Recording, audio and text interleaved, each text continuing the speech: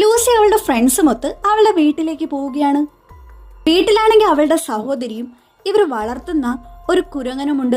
അവന്റെ പേര് ബെൻ എന്നാണ്. അവളുടെ വീട്ടിലേക്ക് വന്ന ഒരു ഫ്രണ്ട് ഈ കുരങ്ങനെ കണ്ട് അന്തം വിട്ട് നിൽക്കുകയാണ്.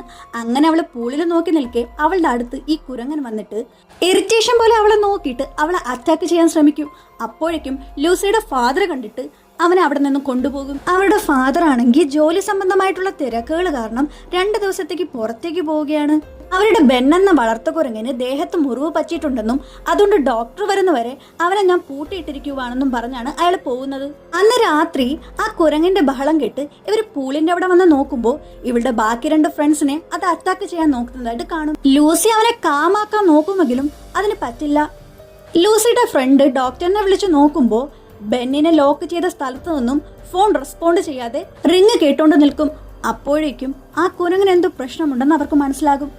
കൂടുതൽ ആലോചിക്കും മുമ്പേ ആ കുരങ്ങനാണെങ്കിൽ അവളുടെ സഹോദരിയുടെ കാല് കടിച്ചു മുറിക്കും. ഇവർ പെട്ടെന്ന് എല്ലാരും കൂടെ പൂളിലേക്ക് എടുത്ത് ചാടും. ആ കുരങ്ങിന് പേവിഷബാധയേറ്റിരിക്കും.